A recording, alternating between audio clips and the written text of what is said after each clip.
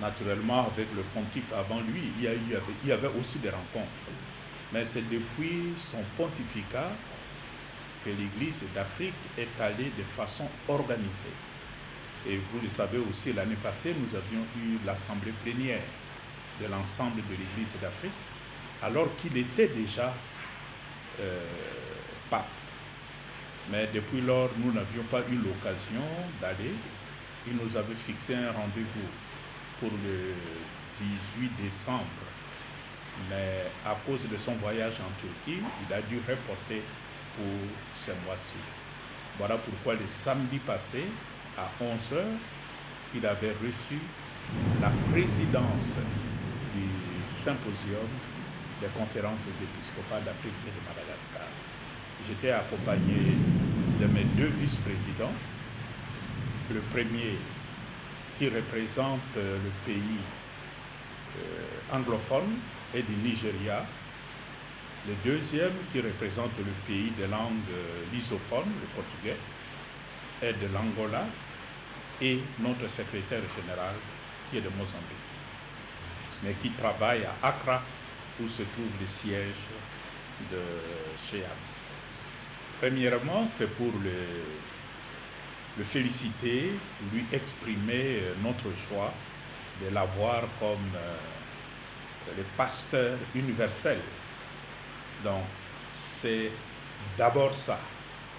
Lui dire merci pour sa disponibilité d'avoir accepté cette lourde charge, mais aussi lui dire toute notre obéissance et notre disponibilité à l'accompagner, à le soutenir et à vulgariser tous ses enseignements.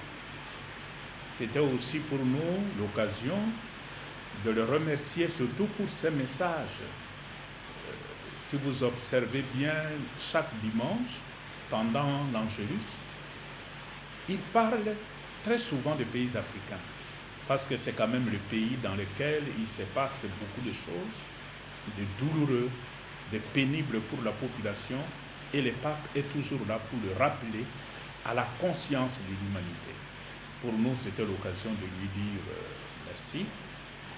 Mais un élément important, après notre assemblée plénière, nous avions pris des résolutions. Il était normal que je lui présente les grandes lignes de notre rencontre de Kigali, parce que c'est quand même là que nous avions adopté notre plan pour les 25 ans à venir. Donc nous avons partagé avec lui et aussi notre joie d'apprendre qu'il vient en Afrique pour sa véritable première sortie apostolique. L'année passée, il était en Turquie, tout le monde a appris, il était au Liban, mais c'était le programme laissé par son prédécesseur, le pape François, dans le cadre du jubilé de l'an 2025. Maintenant, c'est maintenant qu'il établit son programme comme le nouveau pontife. Mais savoir que le premier pays, le premier continent qu'il va visiter, c'est l'Afrique, ben, ça nous a fait beaucoup de bien.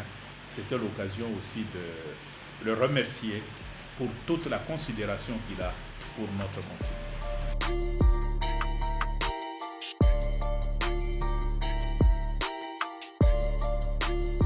La particularité de ce pape qui vient en Afrique, c'est un pape qui connaît un peu l'Afrique.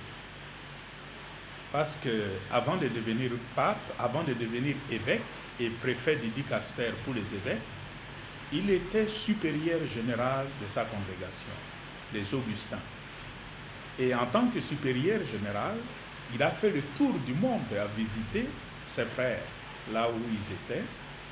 Moi, je me souviens pour la République démocratique du Congo, et particulièrement dans mon archidiocèse de Kinshasa, il était là.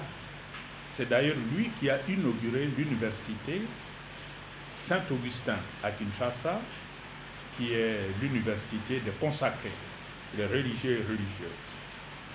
Il a été au Nigeria, dans quelques pays comme ça. Il sait, il connaît un peu l'Afrique.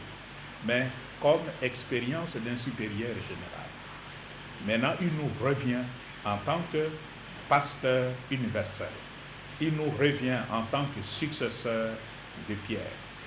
Ce que nous attendons de lui, premièrement, c'est de nous confirmer dans notre foi catholique. Le pasteur vient nous confirmer. Confirmer signifie nous rassurer que tout ce que nous faisons du point de vue de la foi, du point de vue de la morale, est conforme à la doctrine de l'Église catholique. C'est ça la confirmation.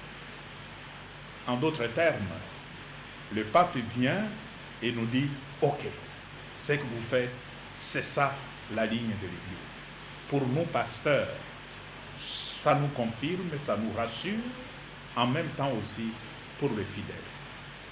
Mais il y a une deuxième chose, c'est la voix prophétique du pape.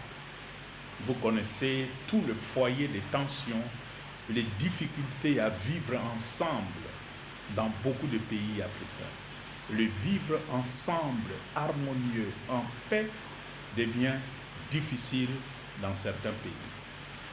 Nous sommes encore peut-être le dernier continent au monde où on parle encore de coup d'État. On accède au pouvoir par des coups d'État. Et qui dit coup d'État dit mauvaise gouvernance. Ça signifie que nous avons des problèmes chez nous. Il y a tout le problème des partages des richesses qui est concentré entre les mains d'une petite minorité et la majorité du peuple africain croupi dans la misère. Il y a tout le problème qui nous préoccupe justement maintenant, les conséquences de la mauvaise gestion de la nature. Surtout, la mauvaise exploitation des ressources naturelles de l'Afrique, qui profitent à d'autres, mais pas au peuple africain. Le pape, quand il vient, c'est aussi pour porter une voix prophétique, rappeler à la conscience de l'humanité que cette manière de faire, mais aussi à nous, peuple africain, nos dirigeants et nous-mêmes, pasteurs, pour dire on peut faire autrement. Il y a lieu de procéder autrement. C'est tout ça que nous attendons de lui, qu'il vienne nous rappeler à notre propre responsabilité, chacun à son niveau.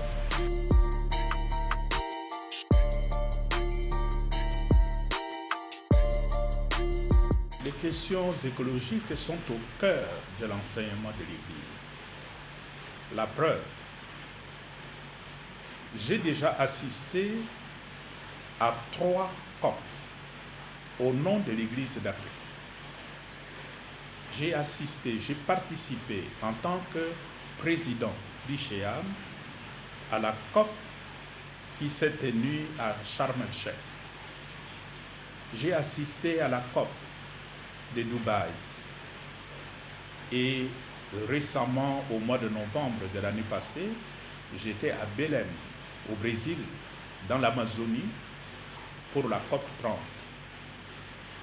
Et nous sommes en train de préparer la prochaine grande COP, parce que la COP, en principe, c'est chaque année.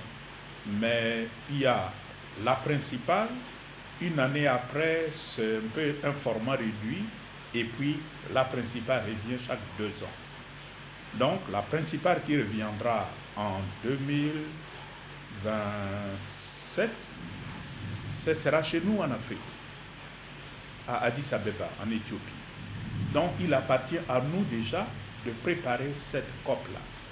C'est dire que le problème de changement climatique fait partie intégrante de notre ministère en tant que pasteur en Afrique. La protection de notre maison commune, comme aimait le dire le pape François dans son document Laudato Si, c'est une grave obligation pour nous. Parce que si nous lisons les premières pages de la Bible, Dieu qui crée le monde en mettant de l'ordre dans le chaos général, le tohu-bohu général, à la fin, il crée l'homme. Et il se tourne vers cet homme en lui disant, voilà, regarde tout ce que j'ai créé. C'est beau. Je te confie comme administrateur, comme gestionnaire, non pas comme propriétaire. Et ta responsabilité consiste à continuer à perfectionner cette création. Non pas pour détruire, mais pour perfectionner. Rendre ce monde de plus en plus meilleur. Or, ce que nous constatons en réalité aujourd'hui, c'est le contraire. L'économie est comprise aujourd'hui comme une course aux minerais, aux bois rares, à l'eau, etc., mais qui n'ont plus rien à voir avec l'être humain. Si nous regardons comment l'économie fonctionnait chez nous, et ce qui se voit encore chez les peuples autochtones, on va vers la nature prendre ce dont on a besoin. Et quand on a ce dont on a besoin, on arrête. Or, aujourd'hui, avec le multinational, ce n'est plus le cas. C'est le profit pour le profit, non plus pour le bien de l'être humain. Face à cette situation, l'Église a une lourde responsabilité. Et l'Église a toujours pris sa responsabilité en main. La dernière COP 30 à Belém, nous avions préparé cette COP-là. Et nous n'avons pas préparé seuls en tant qu'Église d'Afrique, nous avons préparé conjointement avec l'Église d'Asie, avec l'Église de l'Amérique latine. C'est là que on trouve encore aujourd'hui les trois grandes régions forestières au monde. L'Amazonie, la première, le bassin du Congo, la deuxième, et toute la forêt de la région de l'Indonésie jusqu'à Papouasie, Nouvelle-Guinée. Donc là, vous avez encore la forêt. Alors nous nous sommes mis ensemble pour travailler.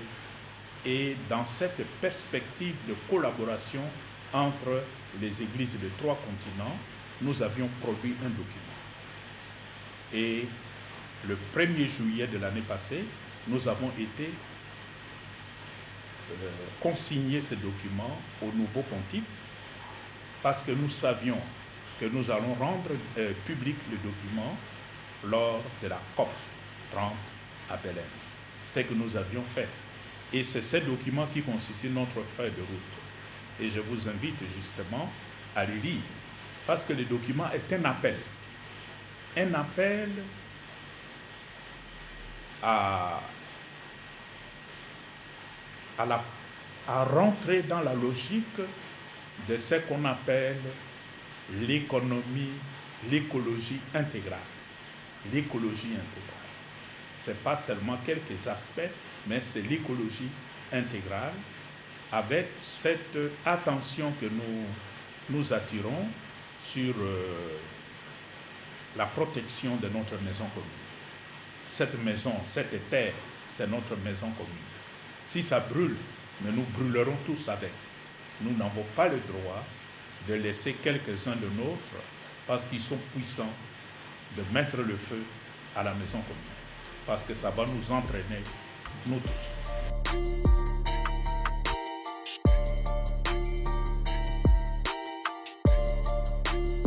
Mais c'est justement à cause de ça que je suis là. Vous savez, je suis rentré de Rome avant-hier, à Kinshasa.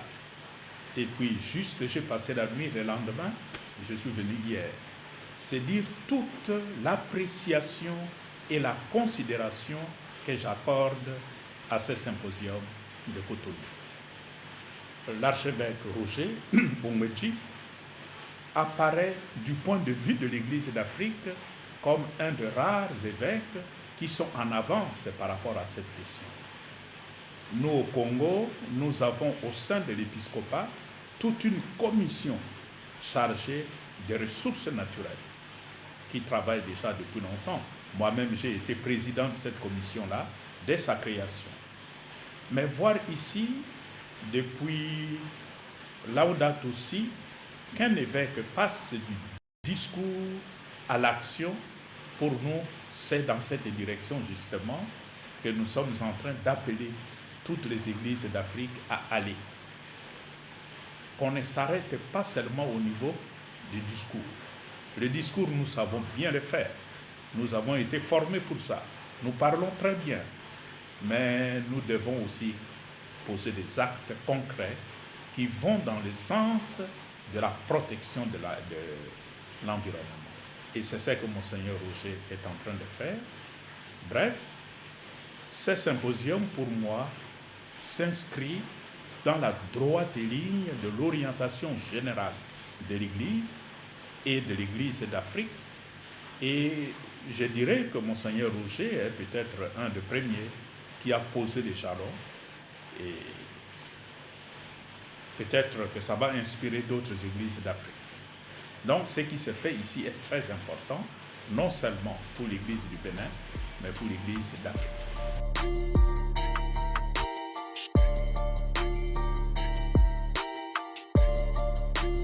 C'est une très bonne chose.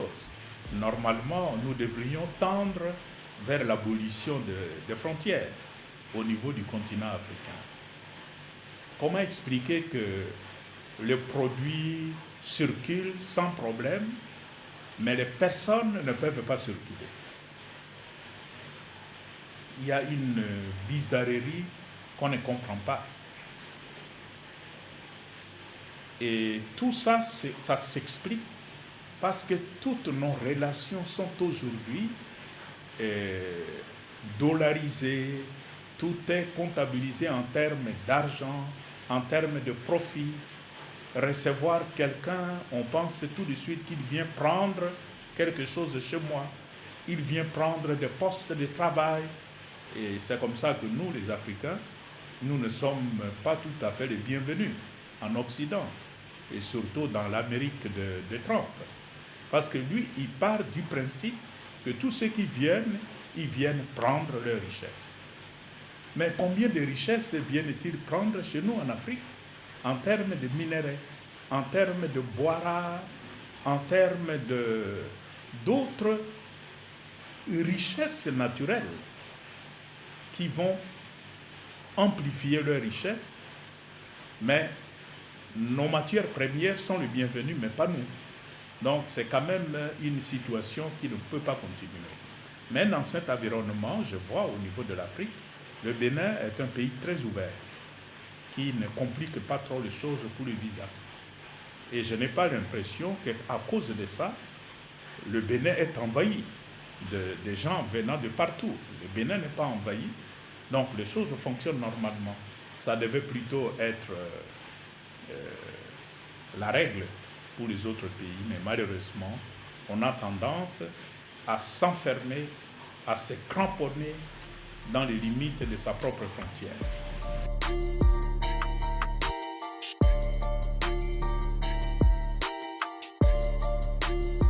Nous sommes très préoccupés par la montée du terrorisme qui est essentiellement du fondamentalisme islamiste. C'est la conséquence de la destruction de la Libye. Nous continuons à payer ça dans nos pays et ils sont même allés jusqu'au Congo. Vous aviez entendu dernièrement, il y a eu des massacres dans une église, dans le diocèse de Bunia, au Congo. Ils sont descendus jusqu'au Mozambique, à Cabo Delgado. Donc, c'est un phénomène continental qui nous inquiète énormément. Parce que ces gens, sous le label de l'islam, en réalité, ça n'a rien à voir avec l'islam comme religion. Ce sont des terroristes qui sèment la mort, qui aiment le sang, qui coulent, et ils prennent plaisir à voir souffrir les autres. Ces phénomènes nous préoccupent beaucoup.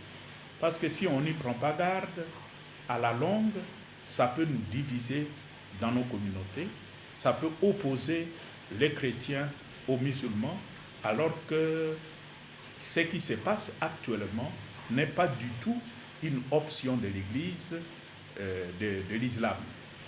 Mais si on n'y prend pas garde, on peut facilement tomber dans ces jeux en croyant que les autres sont en conflit, en guerre avec le musulman. Donc nous devons vraiment rester très très prudents Mais c'est une grande inquiétude parce que le territoire occupé par ces gens continue à s'étendre. Des fois, nous nous posons la question, mais qu'est-ce qu'il y a derrière? Est-ce que c'est seulement des terroristes comme ça qui sont déçus de la gouvernance du monde, ou ces gens sont manipulés pour des raisons que nous ne connaissons pas? Mais c'est une grande inquiétude pour nous. Le Bénin, depuis la conférence nationale souveraine d'heureuse mémoire, qui a donné le ton en Afrique, mais le Bénin était cité comme l'exemple de la démocratie. Mais aujourd'hui, nous sommes quand même inquiets par rapport à ce qui se passe dans la sous-région et récemment ici au Bénin.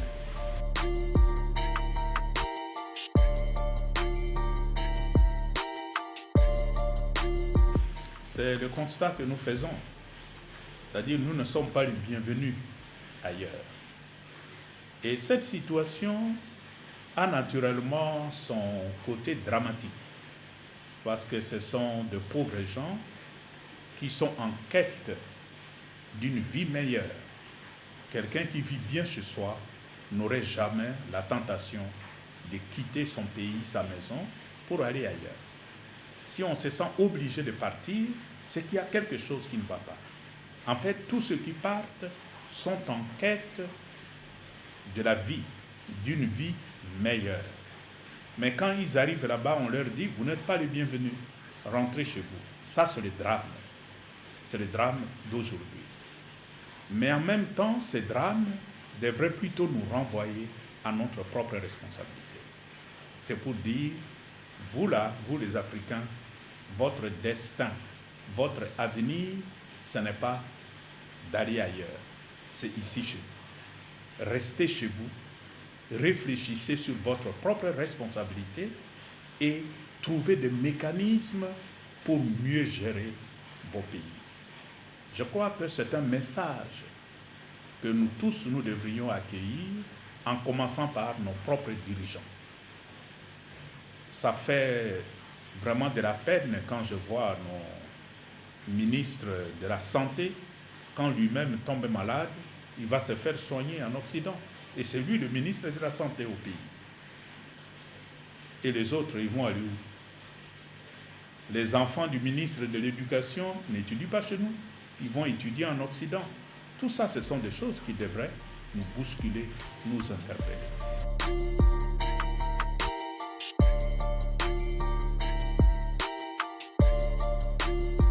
Nous croyons fermement au dialogue. Et l'Église catholique au Congo, en commençant par moi-même, nous sommes convaincus qu'il n'y a pas une autre solution au conflit du Congo, sinon autour d'une table.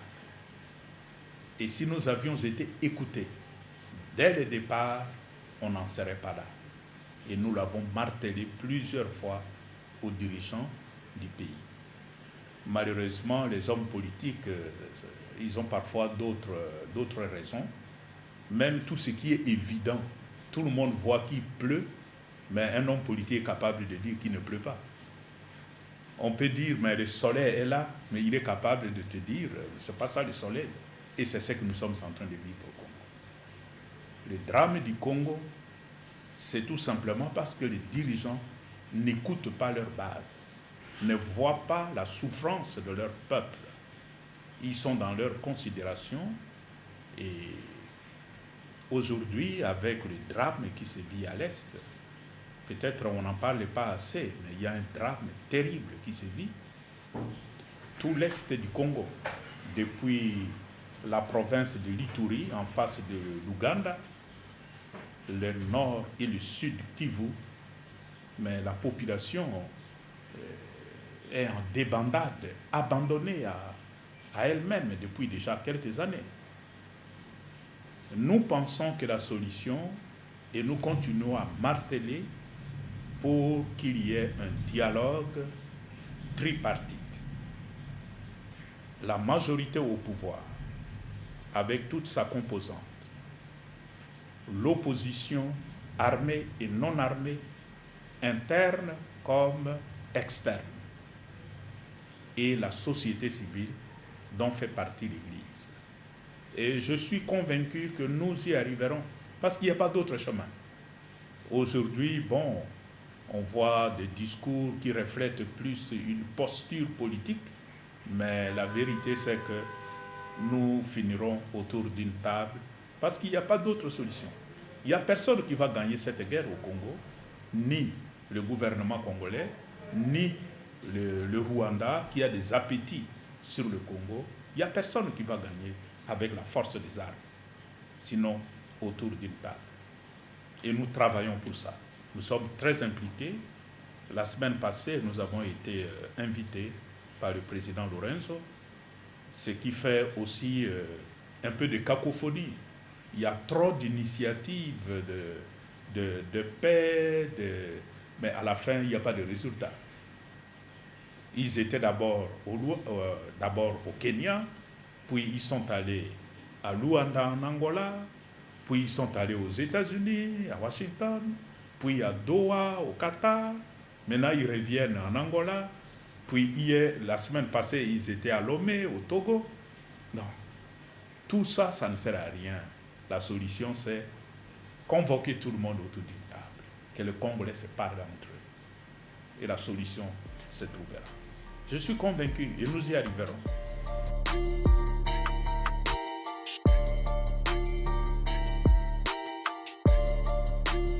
C'est d'abord ma joie d'être ici, venir au Bénin, qui a quand même la réputation d'être un pays tranquille, un pays d'accueil.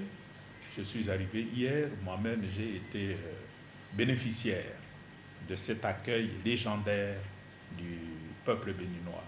Pour moi, c'est l'occasion d'exprimer ma gratitude, dire merci à ce peuple si accueillant.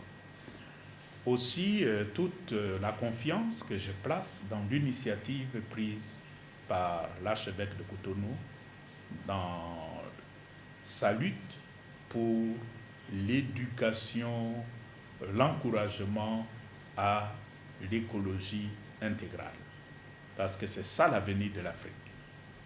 Et l'écologie intégrale, c'est ce souci d'un développement économique, mais qui tient compte de l'homme, et surtout le plus fragile, au centre de notre souci économique, le plus fragile. En même temps, nous devons continuer à travailler. Ce travail, si c'est seulement l'archidiocèse de Cotonou qui le fait seul, ça ne portera pas beaucoup de fruits. C'est un travail qui doit se faire en synergie avec les autres églises du Bénin, d'Afrique et du monde. Donc, nous sommes embarqués dans un bateau et nous devons nous soutenir pour que ces bateaux puissent aller jusqu'au bon port. Et je suis très confiant qu'on y arrivera.